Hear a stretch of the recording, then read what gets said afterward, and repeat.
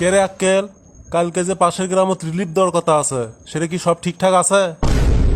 হ হ ভাই, সব ঠিকঠাক করে থুছি। সব মিলিয়ে কয় বস্তা প্যাকেট করছু? 450 বস্তা প্যাকেট করছি ভাই। তো কষি 500 বস্তা প্যাকেট করবেন, তুই 450 বস্তা প্যাকেট করছু কে? না মানে ভাই, সবই যদি দিয়েই দিই তা আপনার জন্য থাকবে কি, সেই জন্যই আমি 450 বস্তা প্যাকেট করছি। আমার কি থাকবি মানে? আমি কি জনগণের টাকা মারে খাওয়ার জন্য চেয়ারম্যান হচ্ছি কে রে? 500টা কার্ড আছে, দরকার হলে আরো 10 প্যাকেট বেশি করব, মানুষ যাতে ঘুরে না যায়, এমনিতে 2-1 জন বেশি হয়। হ ভাই, তাহলে আরো প্যাকেট কর্ম হয়নি।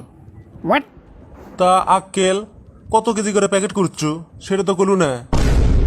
15 কেজি করে প্যাকেট করেছি ভাই। 15 কেজি করে করছু কে? 20 কেজি করে করবো, সরকার থেকে যা অনুদান আসছে সব গরিব মানুষের হক। আমি মনে করছি 5 কেজি করে চাউল বেচলে মোট 2500 কেজি চাউল বেচবি। চাউল বাঁচানোর দরকার নাই, জনগণের চাউল জনগণই খাবি, তাতে তোর সমস্যা কি?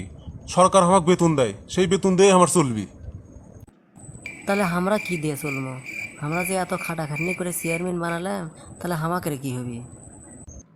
বীর করে কি কোষ?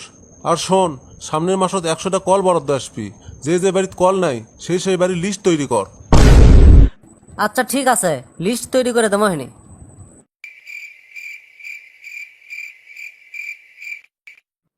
কে রে আক্কেল, কলের লিস্ট করছু?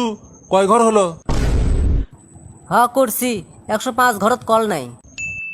তাহলে শোন, 105টাই কল দিব, আর 5টা আমার পকেট থেকে দেবো। আমরা না ভাবছেন আপনি চেয়ারম্যান হলে আমরা না বাড়ি গাড়ি কর্ম, তা আরো দেখিচ্ছি আপনি আরো নিজের পকেটের থেকে আরো দেন। কোনটি আনা টাকা বাঁচবি তা না করে আপনি আরো উল্টো বেশি করে খরচ করেন। কে রে, উমর রাদি আল্লাহর ঘটনা জানিস না? তিনি আসলে দেশের নেতা, তিনি কি বলছেন জানিস? আমি নেতা থাকাকালীন একটা কুকুরও যদি না খেয়ে মারা যায় তার হিসেব আমাকেই দিতে হবে। হ্যাঁ ভাই শুনছি, আমরা তো পরের কথা ভাবিনি, শুধু আমরা নিজের কথাই ভাবিচ্ছি। আমরা তো উমর রাদি আল্লাহর মতো হবার পারবো না, কিন্তু যতটুকু পারি সৎভাবে জীবনযাপন করার চেষ্টা করি।